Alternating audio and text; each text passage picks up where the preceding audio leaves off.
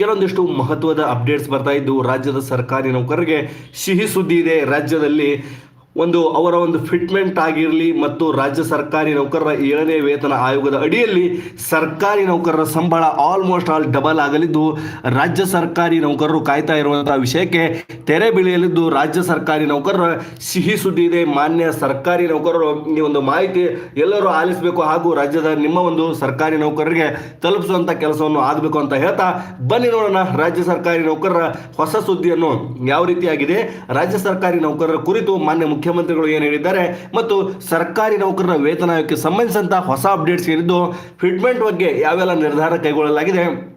ಈಗಾಗಲೇ 17% ಮಧ್ಯಂತರ ಪರಿಹಾರವನ್ನು ನೀಡಲಾಗಿದ್ದು ಅದಕ್ಕೆ 24% ಮತ್ತೆ ರಾಜ್ಯದಲ್ಲಿ ಫಿಟ್ಮೆಂಟ್ ಅನ್ನು ಸೇರಿಸಿ ಟೋಟಲ್ ಆಗಿ 41% ಫಿಟ್ಮೆಂಟ್ ನೀಡುವ ಮುಖಾಂತರವಾಗಿ ಸರ್ಕಾರಿ ನೌಕರರಿಗೆ ಗುಡ್ ನ್ಯೂಸ್ ಅನ್ನು ನೀಡುವ ಒಂದು ಕೆಲಸವನ್ನು ರಾಜ್ಯದ ಮಾನ್ಯ ಮುಖ್ಯಮಂತ್ರಿ CM ಸಿದ್ದರಾಮಯ್ಯ ಅವರು ಮಾಡ್ತಾ ಇದ್ದಾರೆ. ಹಾಗಾಗಿ ರಾಜ್ಯ ಸರ್ಕಾರಿ ನೌಕರರು ಕಾಯ್ತಾ ಇದ್ರು ವೇತನ ಆಯೋಗ ಯಾವಾಗ ಹೆಚ್ಚಳವಾಗುತ್ತೆ, ಸರ್ಕಾರಿ ನೌಕರರ ಈ ಒಂದು 7ನೇ ವೇತನ ಆಯೋಗದ ಅಡಿಯಲ್ಲಿ ಸರ್ಕಾರಿ ನೌಕರರು ಎಷ್ಟು ಒಂದು ಸಂಬಳ ಹೆಚ್ಚಳವನ್ನು ಪಡೆಯಬಹುದು ಎಂಬುದರ ಬಗ್ಗೆ ಎಲ್ಲರೂ ಸಹ ಕಾಯ್ತಾ ಇದ್ರು. ಹಾಗಾಗಿ ರಾಜ್ಯದಲ್ಲಿ ಸರ್ಕಾರಿ ನೌಕರರಿಗೆ ಈಗ 27/2/2024 ಒಂದು ಮಹತ್ವದ ಸಭೆಯನ್ನು ಕರೆಯಲಾಗಿದೆ ಸರ್ಕಾರಿ ನೌಕರರ ಸಂಘದ ವತಿಯಿಂದ. ಅದಕ್ಕಿಂತಲೂ ಮುಂಚೆನೆ ರಾಜ್ಯ ಸರ್ಕಾರಿ ನೌಕರರಿಗೆ ವೇತನ ಆಯೋಗಕ್ಕೆ ಸಂಬಂಧಿಸಿದಂತೆ ಫಿಟ್ಮೆಂಟ್ ಅನ್ನು ನಿರ್ಧಾರ ಮಾಡಿ ಮಾನ್ಯ ಮುಖ್ಯಮಂತ್ರಿ CM ಸಿದ್ದರಾಮಯ್ಯ ಅವರು ನಿರ್ಧಾರವನ್ನು ಕೈಗೊಂಡಿದ್ದಾರೆ. ಆ ಒಂದು ನಿರ್ಧಾರದ ಬಗ್ಗೆ ಸಂಪೂರ್ಣವಾಗಿ ತಿಳಿದುಕೊಳ್ಳೋಣ. ಮಾಹಿತಿ ಯಾರೆಲ್ಲ ನೋಡ್ತಾ ಇದ್ದೀರಾ ಲೈಕ್ ಮಾಡೋದನ್ನು ಮರಿಬೇಡಿ. ಮಾಹಿತಿ ಸಂಪೂರ್ಣವಾಗಿ ಬಹಳಷ್ಟು ಇಂಪಾರ್ಟೆಂಟ್ ಆಗಲಿದ್ದು ಸರ್ಕಾರಿ ನೌಕರರಿಗೆ ಸಂಬಂಧಿಸಿದಂತ ಫಿಟ್ಮೆಂಟ್ ನ ನಿರ್ಧಾರದ ಬಗ್ಗೆ ಚರ್ಚೆಯನ್ನು ಆಗ್ತಾ ಇದೆ. ಮಾನ್ಯ ಮುಖ್ಯಮಂತ್ರಿಗಳು ಆಲ್ಮೋಸ್ಟ್ ಆಲ್ ಈ ಒಂದು ವರದಿ ಯಾವ ರೀತಿಯಾಗಿ ಬಂದಿದೆ ಅಂದ್ರೆ ಒಂದು ಗುಪ್ತವಾದ ಮಾಹಿತಿ ಬಂದಿದ್ದು ರಾಜ್ಯದಲ್ಲಿ 41% ಫಿಟ್ಮೆಂಟ್ ಮುಖಾಂತರ ಸರ್ಕಾರಿ ನೌಕರರ ವೇತನ ಹೆಚ್ಚಳ ಮಾಡುವ ಸರ್ವ ನಿರ್ಧಾರವನ್ನು ತೆಗೆದುಕೊಳ್ಳಲಾಗಿದೆ ಅಂತ ಮಾಹಿತಿ ಬರ್ತಾ ಇದೆ. ನೀವು ನೋಡ್ತಾ ಇದ್ದೀರಾ ಕರ್ನಾಟಕ ಗೌರ್ಮೆಂಟ್ ಎಂಪ್ಲಾಯೀಸ್ ಸ್ಯಾಲರಿ ಸರ್ಕಾರದ ಆಡಳಿತ ಯಂತ್ರ ಸುಗಮವಾಗಿ ಸಾಗಲು ಪೊಲೀಸ್ ಸೇರಿದಂತೆ ವಿವಿಧ ಒಂದು ಇಲಾಖೆಯನ್ನು ಮುನ್ನಡೆಸಲು ರಾಜ್ಯದಾದ್ಯಂತ ಎಲ್ಲ ಜಿಲ್ಲೆಯಲ್ಲಿ ಒಟ್ಟಾರೆ 5 ಲಕ್ಷಕ್ಕೂ ಹೆಚ್ಚು ಸರ್ಕಾರಿ ನೌಕರರು ಇದ್ದಾರೆ. ಈ ನೌಕರರ ಸಂಬಳ ಪರಿಷ್ಕರಣೆಗೆ ಮುಂದಾಗಿರುವ 7ನೇ ವೇತನ ಆಯೋಗ ತನ್ನ ವರದಿಯನ್ನು ಕೊಟ್ಟ ಬಳಿಕ ನೌಕರರ ರಾಜ್ಯ ಸರ್ಕಾರಿ ನೌಕರರ ಮೀಸಲಿಡಬೇಕಾದ ಹಣದಲ್ಲಿ ಶೇಕಡ 24% ಏರಿಕೆ ಆಗುವ ಎಲ್ಲ ಸಾಧ್ಯತೆಗಳು ಬರ್ತಾ ಇದ್ದು ಮಾನ್ಯ ಮುಖ್ಯಮಂತ್ರಿಗಳಿಂದ ತಾತ್ವಿಕ ಒಪ್ಪಿಗೆ ಬಂದಾಗಿದೆ. 41% ಫಿಟ್ಮೆಂಟ್ ಅನ್ನು ನೀಡುವ ಎಲ್ಲಾ ನಿರ್ಧಾರವನ್ನು ಮಾನ್ಯ ಮುಖ್ಯಮಂತ್ರಿ CM ಸಿದ್ದರಾಮಯ್ಯ ಅವರು ತೆಗೆದುಕೊಳ್ಳೋದಕ್ಕೆ ಮುಂದಾಗಿದ್ದಾರೆ ಎಂಬುದರ ಬಗ್ಗೆ ಮಾಹಿತಿ ಬರ್ತಾ ಇದೆ. ದಯವಿಟ್ಟು ಲೈಕ್ ಮಾಡಿ ಮಾಹಿತಿಯನ್ನು. ರಾಜ್ಯದ ಸರ್ಕಾರಿ ನೌಕರರಿಗೆ 41% ಫಿಟ್ಮೆಂಟ್ ನಿಮಗೆ ಇಷ್ಟನಾ ಅಥವಾ ರಾಜ್ಯದಲ್ಲಿ 45%ಗಿಂತ ಹೆಚ್ಚಿನ ಫಿಟ್ಮೆಂಟ್ ಬರುವವರೆಗೆ ಸರ್ಕಾರಿ ನೌಕರರು ಮುಷ್ಕರವನ್ನು ಮಾಡೋದಕ್ಕೆ ಮುಂದಾಗ್ತಾ ಇದ್ದಾರೆ. ನಿಮ್ಮ ಬೆಂಬಲ 41%ಗೆ ಅಥವಾ 45%ಗೆ ಎಂಬುದರ ಬಗ್ಗೆ ದಯವಿಟ್ಟು ಕಮೆಂಟ್ಸ್ ಅಲ್ಲಿ ತಿಳಿಸಿ. ಯಾಕಂದ್ರೆ ಸರ್ಕಾರಿ ನೌಕರರಲ್ಲಿ ಭಿನ್ನಾಭಿಪ್ರಾಯಗಳಿದ್ದಾವೆ. ಮಾನ್ಯ ಮುಖ್ಯಮಂತ್ರಿಗಳ ಹೇಳಿರುವಂತ 41% ನೀಡ್ತೀವಿ ಅಂತ ಹೇಳಿದ್ದಾರೆ. ತಾತ್ವಿಕ ಒಪ್ಪಿಗೆಯನ್ನು ಸಹ ನೀಡಿದ್ದಾರೆ.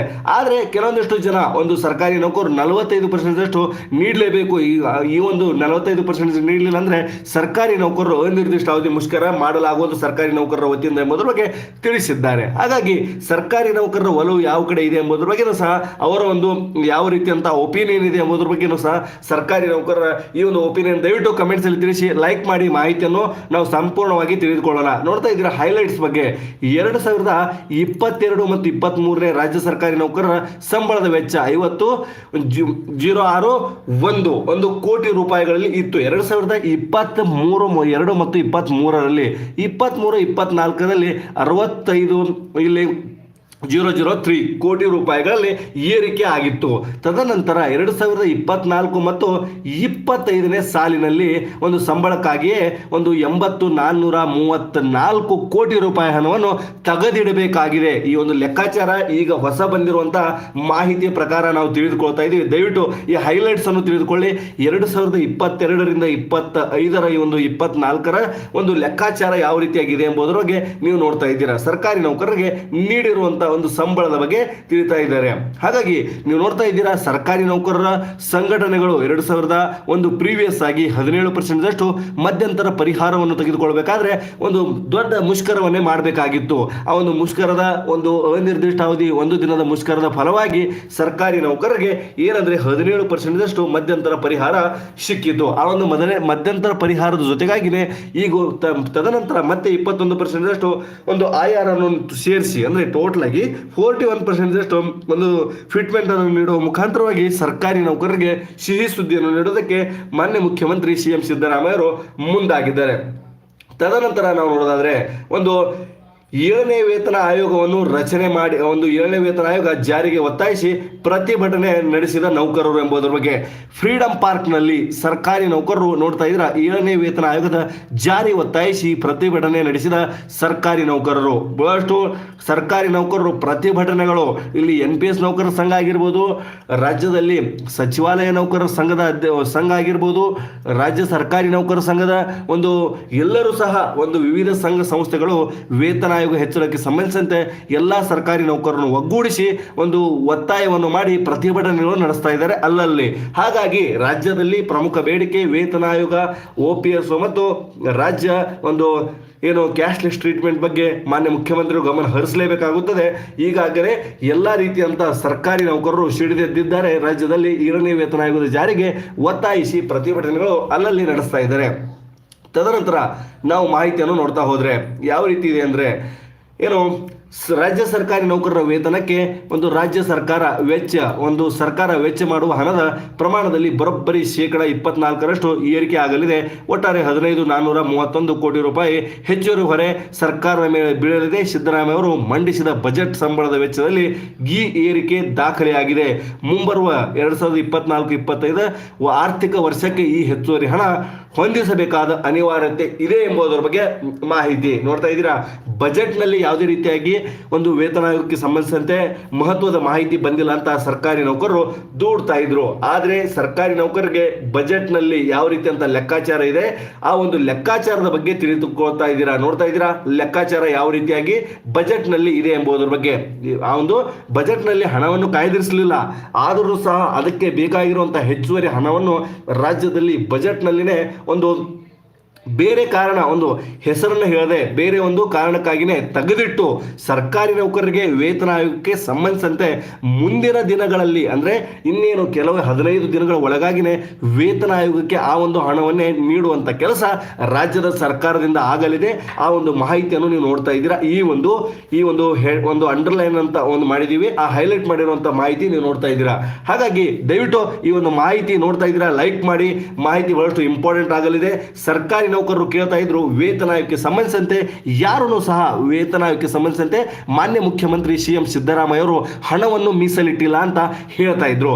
ಆದ್ರೆ ರಾಜ್ಯದಲ್ಲಿ ಆ ಒಂದು ಹಣವನ್ನು ಮೀಸಲಿಡಲಿಲ್ಲ ಆದರೂ ಸಹ ಸರ್ಕಾರಿ ನೌಕರರಿಗೆ ಸಂಬಂಧಿಸಿದಂತೆ ಸೆಪರೇಟ್ ಆಗಿ ಯಾವ ರೀತಿಯಾಗಿ ಅದರ ಒಂದು ಲೆಕ್ಕಾಚಾರವನ್ನು ಹಾಕಲಾಗಿದೆ ಮತ್ತು ಆ ಬಜೆಟ್ನಲ್ಲಿ ಹೆಚ್ಚುವರಿ ಹಣ ಯಾಕೆ ತೆಗೆದಿಟ್ಟಿದ್ದಾರೆ ಎಂಬುದರ ಬಗ್ಗೆ ಎಲ್ಲ ಒಂದು ಮಾಹಿತಿ, ಗುಪ್ತವಾದ ವರದಿಯನ್ನು ನಮ್ಮ ಕೈಗೆ ಸೇರಿದ್ದು ನೀವು ನೋಡ್ತಾ ಇದ್ದೀರಾ. ಆ ಒಂದು ಮಾಹಿತಿಯ ಕೆಲವೊಂದಿಷ್ಟು ಇಂಪಾರ್ಟೆಂಟ್ ಪಾಯಿಂಟ್ಸ್ಗಳನ್ನು ತಿಳಿದುಕೊಳ್ಳಲೇಬೇಕಾಗುತ್ತೆ ಸರ್ಕಾರಿ ನೌಕರರು. ಯಾಕಂದ್ರೆ ಈ ಒಂದು ಇಂಪಾರ್ಟೆಂಟ್ ಪಾಯಿಂಟ್ಸ್ಗಳೇ ಒಂದು ಸರ್ಕಾರಿ ನೌಕರರಿಗೆ ಹೆಲ್ಪ್ಫುಲ್ ಆಗಲಿವೆ. ಯಾಕಂದ್ರೆ ಮಾನ್ಯ ಮುಖ್ಯಮಂತ್ರಿ CM ಸಿದ್ದರಾಮಯ್ಯ ಅವರು ಇದಕ್ಕಾಗಿಯೇ ಸರ್ಕಾರಿ ನೌಕರರ ಸಂಘದ ಅಧ್ಯಕ್ಷರು ಮತ್ತು ಸಚಿವಾಲಯ ನೌಕರರ ಸಂಘದ ಅಧ್ಯಕ್ಷರು, ರಾಜ್ಯ NPS ನೌಕರರ ಸಂಘದ ಅಧ್ಯಕ್ಷರು ಮಾನ್ಯ ಮುಖ್ಯಮಂತ್ರಿಗಳಿಗೆ ಬಜೆಟ್ ನಂತರ ಭೇಟಿ ಆಗ್ತಾರೆ.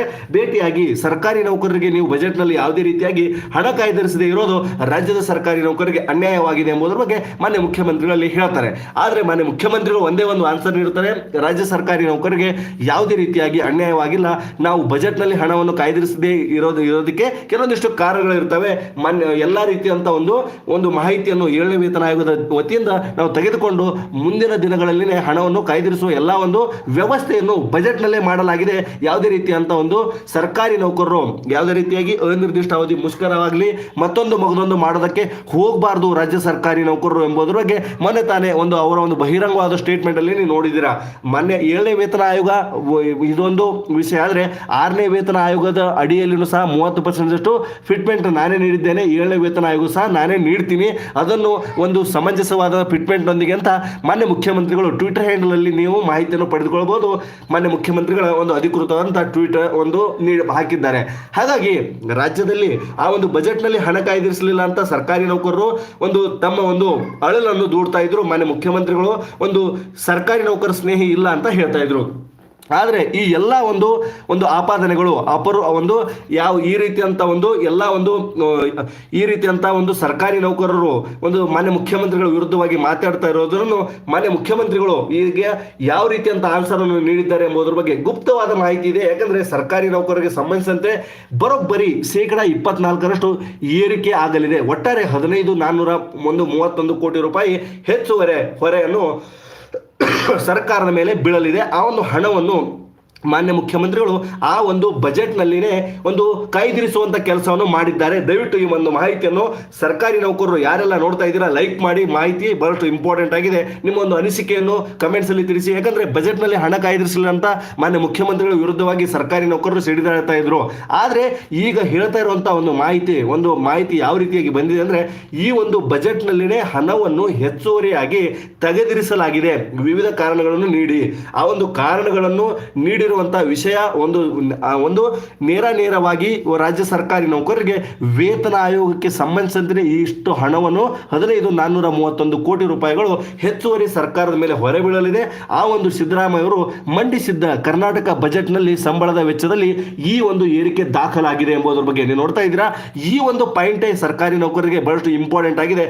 ಮಾನ್ಯ ಮುಖ್ಯಮಂತ್ರಿಗಳು ಇದಕ್ಕೆ ತಾತ್ವಿಕವಾದಂತಹ ಒಪ್ಪಿಗೆಯನ್ನು ನೀಡಿ ಸರ್ಕಾರಿ ನೌಕರರಿಗೆ ವೇತನ ಆಯೋಗ, ಯಾಕಂದ್ರೆ ಸರ್ಕಾರಿ ನೌಕರರಿಗೆ ಈಗಾಗಲೇ ಮಾನ್ಯ ಮುಖ್ಯಮಂತ್ರಿಗಳು ಸಹ ಗೊತ್ತಿದೆ, ಸರ್ಕಾರಿ ನೌಕರರು 2 ವರ್ಷಗಳಿಂದ ಕಾಯ್ತಾ ಇದ್ದು ಮುಂದಿನ ಲೋಕಸಭಾ ಚುನಾವಣೆಗೆ ಮುಂಚೆ ಅನಿರ್ದಿಷ್ಟ ಅವಧಿ ಮುಷ್ಕರವನ್ನು ಮಾಡುವ ಎಲ್ಲ ಲಕ್ಷಣಗಳು ಕಂಡು ಬರ್ತಾ ಇದ್ದು CS ಷಡಕ್ಷರಿ ಅವರು ಹೇಳಿದಿರುವಂತಹ ಒಂದು ವಿಷಯವನ್ನು ಮನಗಂಡಿರುವಂತಹ ಮಾನ್ಯ ಮುಖ್ಯಮಂತ್ರಿಗಳು ರಾಜ್ಯದಲ್ಲಿ ಅದಕ್ಕೆ ಸಂಬಂಧಿಸಿದಂತ ಒಂದು ಬಜೆಟ್ನಲ್ಲಿ ಹಣವನ್ನು ಒಂದು ಸಂಬಳದ ವೆಚ್ಚದಲ್ಲಿ ಈ ಒಂದು ಏರಿಕೆ ದಾಖಲಾಗಿದೆ. ಹಾಗಾಗಿ ಮುಂಬರುವ 24-25ನೇ ಆರ್ಥಿಕ ವರ್ಷದಲ್ಲಿ ಈ ಒಂದು ಹೆಚ್ಚುವರಿ ಹಣ ಹೊಂದಿಸಬೇಕಾದ ಅನಿವಾರ್ಯತೆ ರಾಜ್ಯ ಸರ್ಕಾರದ ಮೇಲೆ ಇದೆ ಎಂಬುದರ ಬಗ್ಗೆ ಈಗಾಗಲೇ ಈ ಒಂದು ಜವಾಬ್ದಾರಿ ಸರ್ಕಾರದ ಮೇಲೆ ಇದೆ. ಅದರಲ್ಲಿ ಯಾವುದೇ ರೀತಿಯಂತ ಎರಡನೇ ಮಾತಿಲ್ಲ. ಹಾಗಾಗಿ ನಾವು ಸ್ಕ್ರೋಲ್ ಮಾಡ್ತಾ ಹೋದ್ರೆ ಮಾಹಿತಿ ಬಹಳಷ್ಟು ಇಂಪಾರ್ಟೆಂಟ್ ಆಗಲಿದೆ.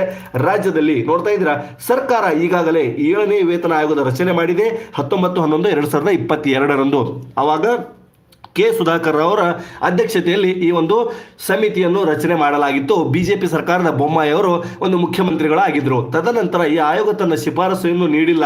ಹಾಗಾಗಿ ರಾಜ್ಯದ ಮಾನ್ಯ ಮುಖ್ಯಮಂತ್ರಿ CM ಸಿದ್ದರಾಮಯ್ಯ ಅವರು ಈಗ ಮೊನ್ನೆ ತಾನೇ ಒಂದು ಬೆಂಗಳೂರಿನ ಒಂದು ವಿಧಾನಸೌಧದ ಮಾನ್ಯ ಮುಖ್ಯಮಂತ್ರಿಗಳ ಕೊಠಡಿಯಲ್ಲಿ ಒಂದು ಮೀಟಿಂಗ್ ಅನ್ನು ಕರೀತಾರೆ. ಇಂಪಾರ್ಟೆಂಟ್ ಆಗಿರುವಂತಹ ಮೀಟಿಂಗ್ ಅನ್ನು ಕರೆದಿದ್ರು. ನಿಮ್ಗೆಲ್ಲ ಗೊತ್ತಿರುತ್ತೆ, ದಯವಿಟ್ಟು ನಿಮ್ಮ ಒಂದು ಅನಿಸಿಕೆಯನ್ನು ಕಮೆಂಟ್ಸ್ ಅಲ್ಲಿ ತಿಳಿಸ್ತಾ ಹೋಗಿ. ರಾಜ್ಯದಲ್ಲಿ ಸರ್ಕಾರಿ ನೌಕರರು ಯಾರೆಲ್ಲ ನೋಡ್ತಾ ಇದ್ದೀರಾ ಲೈಕ್ ಮಾಡಿ. ಮಾಹಿತಿ ಎಷ್ಟು ಇಂಪಾರ್ಟೆಂಟ್ ಆಗಿದೆ ಎಂಬುದರ ಬಗ್ಗೆ ಯಾವುದೇ ರೀತಿಯಾಗಿ ನೆಗ್ಲಿಜೆನ್ಸ್ ಮಾಡೋ ಹಾಗಿಲ್ಲ. ರಾಜ್ಯದಲ್ಲಿ ಯಾವ ರೀತಿಯಾಗಿ ಅಂದ್ರೆ ವೇತನ ಆಯೋಗ 19/11/2022 ಮೊನ್ನೆ ಕೆ ಸುಧಾಕರ್ ಅವರ ಅಧ್ಯಕ್ಷತೆಯಲ್ಲಿ ಇಲ್ಲಿ ಬಸವರಾಜ ಬೊಮ್ಮಾಯಿ ಅವರು ಅವರ ಒಂದು ಮುಖ್ಯಮಂತ್ರಿ ಒಂದು ಸ್ಥಾನದಲ್ಲಿದ್ದಾಗ ಅವರು ಆ ಒಂದು ಘಟನೆಯನ್ನು ಮಾಡ್ತಾರೆ. ತದನಂತರ ಕಾಂಗ್ರೆಸ್ ಸರ್ಕಾರ ಅಧಿಕಾರಕ್ಕೆ ಬರುತ್ತೆ. ಕಾಂಗ್ರೆಸ್ ಸರ್ಕಾರ ಬಂದು 100 ದಿನಗಳು 100 ದಿನಗಳು ಕಳೆದು ಹೋಗ್ತವೆ. ರಾಜ್ಯದ ಸರ್ಕಾರಿ ನೌಕರರಿಗೆ ಯಾವುದೇ ರೀತಿಯಂತ ಹೊಸ ಸುದ್ದಿ ನೋಡೋದಿಲ್ಲ. ತದನಂತರ 5 ಗ್ಯಾರಂಟಿಗಳನ್ನು ಒಂದು ಸಾರ್ವಜನಿಕರಿಗೆ ನೀಡ್ತಾರೆ. ಹಾಗಾಗಿ ಸರ್ಕಾರಿ ನೌಕರರ ಒಂದು ಸಂಘ ಪದೇ ಮಾನ್ಯ ಮುಖ್ಯಮಂತ್ರಿಗಳಿಗೆ ಭೇಟಿಯಾಗಿ ನೀವು 7ನೇ ವೇತನ ಆಯೋಗ ನೀಡಲಿಲ್ಲ ಅಂದ್ರೆ ಆಟೋಮೆಟಿಕ್ಲಿ ರಾಜ್ಯ ಸರ್ಕಾರಿ ನೌಕರರು ಅನಿರ್ದಿಷ್ಟ ಅವಧಿ ಬೊಮ್ಮಾಯಿ ಅವರ ಕಾಲದಲ್ಲಿ ಒಂದು ಸರ್ಕಾರವಿದ್ದಾಗ ನಡೆದಿರುವಂತಹ ಅನಿರ್ದಿಷ್ಟ ಅವಧಿ ಹೋರಾಟದ ಮತ್ತೆ ಮರುಕಳಿಸಲಾಗುವುದು. ದಯವಿಟ್ಟು ಇದರ ಬಗ್ಗೆ ನೀವು ಗಮನ ಹರಿಸಬೇಕು. ಇಲ್ಲಾಂದ್ರೆ ಸರ್ಕಾರಿ ನೌಕರರು ಯಾವುದೇ ರೀತಿಯಾಗಿ ತಮ್ಮ ಈ ಒಂದು ಮಾತನ್ನು ಕೇಳೋದಕ್ಕೆ ಸಿದ್ಧರಾಗೋದಿಲ್ಲ ಎಂಬುದರ ಬಗ್ಗೆ ಹೇಳಿದಾಗ ಮಾನ್ಯ ಉಪಮುಖ್ಯಮಂತ್ರಿಗಳು, ಮಾನ್ಯ ಮಂತ್ರಿಗಳು ಮತ್ತು ಕೇಂದ್ರ ಎಲ್ಲಾ ರೀತಿಯಂತ ಮಾಹಿತಿಯನ್ನು ಮಾನ್ಯ ಮುಖ್ಯಮಂತ್ರಿಗಳಿಗೆ ಮನವೊಲಿಸುವಂತ ಕೆಲಸ ಮಾಡ್ತಾರೆ. ಮಾನ್ಯ ಮುಖ್ಯಮಂತ್ರಿಗಳಿಗೆ ಎಲ್ಲ ಸಚಿವರುಗಳು ತಾಲೂಕು ಮಟ್ಟ, ಜಿಲ್ಲಾ ಮಟ್ಟ ಪ್ರತಿಯೊಂದು ಗ್ರಾಮದಿಂದಲೂ ಸರ್ಕಾರಿ ನೌಕರರು ತಮ್ಮ ರಿಕ್ವೆಸ್ಟ್ ಲೆಟರ್ ಅನ್ನು ಮಾನ್ಯ ಮುಖ್ಯಮಂತ್ರಿಗಳು ತಲುಪಿಸ್ತಾರೆ ಎಲ್ಲ ಸಚಿವರ ಮುಖಾಂತರವಾಗಿ. ಹಾಗಾಗಿ ಅದಕ್ಕೆ ಮನದಿರುವಂತಹ ಮಾನ್ಯ ಮುಖ್ಯಮಂತ್ರಿಗಳು ತ್ವರಿತಗತಿಯಲ್ಲಿ 7ನೇ ವೇತನ ಆಯೋಗದ ಅಧ್ಯಕ್ಷರಿಗೆ ಸದಸ್ಯರುಗಳಿಗೆ ಒಂದು ಭೇಟಿ ಆಗ್ತಾರೆ ಬೆಂಗಳೂರಿನ ಒಂದು ವಿಧಾನಸೌಧದಲ್ಲಿ ಮುಖ್ಯಮಂತ್ರಿಗಳ ಕ್ಯಾಬಿನಲ್ಲಿ. ಮಾನ್ಯ ಮುಖ್ಯಮಂತ್ರಿಗಳೊಂದಿಗೆ ಸಭೆ ನಡೆಸಿ ಮಾನ್ಯ ಕೆ ಸುಧಾಕರ್ ಅವರು ಹೇಳಿರುವಂಥ ಒಂದೇ ವಿಚಾರ, ರಾಜ್ಯದ ಸರ್ಕಾರಿ ನೌಕರರಿಗೆ ಖುಷಿ ಸುದ್ದಿ ಇದೆ, ಕೆಲವೇ ದಿನಗಳಲ್ಲೆಲ್ಲ ಈ ಒಂದು ವಾರದ ಒಳಗಾಗಿನೇ ವರದಿ ನಾವು ನೀಡ್ತೀವಿ. ಮಾನ್ಯ ಮುಖ್ಯಮಂತ್ರಿಗಳು ಅದರ ಬಗ್ಗೆ ಅಧಿಕೃತವಾಗಿ ಸರ್ಕಾರಿ ನೌಕರರನ್ನು ಉದ್ದೇಶಿಸಿ 27/2/2024 ಮಾತನಾಡಿ ಸರ್ಕಾರಿ ನೌಕರರ ವೇತನ ಆಯೋಗಕ್ಕೆ ಸಂಬಂಧಿಸಿದಂತ ಏರಿಕೆಯನ್ನು ಒಂದು ಸಿಹಿ ಸುದ್ದಿಯನ್ನು ನೀಡಲಿದ್ದಾರೆ. ಹಾಗಾಗಿ ಸರ್ಕಾರಿ ನೌಕರರು ಯಾವುದೇ ರೀತಿಯಾಗಿ ಇಲ್ಲಿ ಒಂದು ಹೆಚ್ಚಿಗೆ ಒಂದು ಸರ್ಕಾರದ ಮೇಲೆ ಆಗಿರ್ಬೋದು, ನಮ್ಮ ಮೇಲೆ ಆಗಿರ್ಬೋದು, ಯಾವುದೇ ರೀತಿಯಂತ ಒಂದು ಅವಿಶ್ವಾಸವನ್ನು ನೀವು ವ್ಯಕ್ತಪಡಿಸಬಾರದು ಎಂಬುದರ ಬಗ್ಗೆ ಹೇಳ್ತಾರೆ. ತದನಂತರ ಅಂಗೀಕಾರ ಮಾಡಿದ್ರೆ ಬಹುತೇಕ ಸರ್ಕಾರಿ ನೌಕರ ಸಂಬಳ ಏರಿಕೆ ಮಾಡಬೇಕಾದ ಸಾಧ್ಯತೆಗಳು ದಟ್ಟವಾಗಿ ಇದು ರಾಜ್ಯದಾದ್ಯಂತ ಇರುವ ಸರ್ಕಾರಿ ನೌಕರರ ಸಂತಸದ ಸುದ್ದಿ. ನೋಡ್ತಾ ಇದ್ದೀರಾ, ಈ ಒಂದು ಮಾಹಿತಿ ರಾಜ್ಯದಲ್ಲಿ ವಿಜಯ ಕರ್ನಾಟಕದಲ್ಲಿ ಬಂದಿರುವಂತಹ ಈ ಒಂದು ಇಂಪಾರ್ಟೆಂಟ್ ಆದಂತ ಮಾಹಿತಿ ಆಗಿದೆ. ಸರ್ಕಾರಿ ನೌಕರರು ಆಲ್ಮೋಸ್ಟ್ ಆಲು ಯಾಕಂದ್ರೆ ಒಂದು ಬಜೆಟ್ ನಲ್ಲಿ ಹಣ ಕಾಯ್ದಿರಿಸಲಿಲ್ಲ ಅಂತ ಸರ್ಕಾರಿ ನೌಕರರು ಅವರ ಒಂದು ಅಸಮಾಧಾನ ವ್ಯಕ್ತಪಡಿಸ್ತಾ ಇದ್ರು. ಆದ್ರೂ ಸಹ ಬಜೆಟ್ನಲ್ಲಿಯೇ ಹತ್ತಾರು ಕಾರಣಗಳನ್ನು ಇಟ್ಕೊಂಡು ಈ ಒಂದು ವೇತನ ಆಯೋಗಕ್ಕಾಗಿಯೇ ಹಣವನ್ನು ಕಾಯ್ದಿರಿಸಿರುವಂತಹ ವಿಷಯ ಈಗ ಬೆಳಕಿಗೆ ಬಂದು ಸರ್ಕಾರಿ ನೌಕರರಿಗೆ ಸಿಹಿ ಸುದ್ದಿ ಸಿಕ್ಕುವಂತಾಗಿದೆ ಎಂಬುದರ ಬಗ್ಗೆ. ಹಾಗಾಗಿ ರಾಜ್ಯದಲ್ಲಿ ಸರ್ಕಾರಿ ನೌಕರರಿಗೆ ಈ ಒಂದು ಸಂತಸದ ಸುದ್ದಿ ಈಗಾಗಲೇ ಸಿಕ್ಕಾಗಿದೆ. ಹೀಗಾಗಿ ಕರ್ನಾಟಕದಲ್ಲಿ ಬಜೆಟ್ 2024ರ ಬಜೆಟ್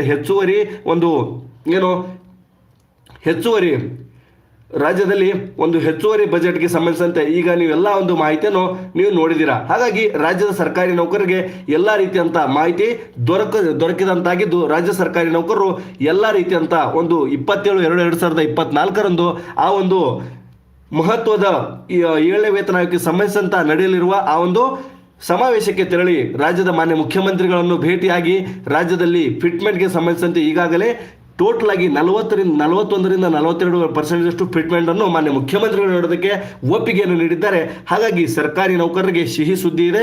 ರಾಜ್ಯದಲ್ಲಿ ಗುಪ್ತವಾದ ಮಾಹಿತಿಯನ್ನ ರಾಜ್ಯದಲ್ಲಿ ತಿಳಿದು ಬಂದಿರುವಂತಹ ವಿಷಯ ಏನಂದ್ರೆ 40-42% ಫಿಟ್ಮೆಂಟ್ ಅನ್ನು ನೀಡುತ್ತಾರೆ. ಅದನ್ನು ಸಹ ಈಗಾಗಲೇ ಬಜೆಟ್ ನಲ್ಲಿ ಹಣವನ್ನು ಕಾಯ್ದಿರಿಸಲಾಗಿದೆ.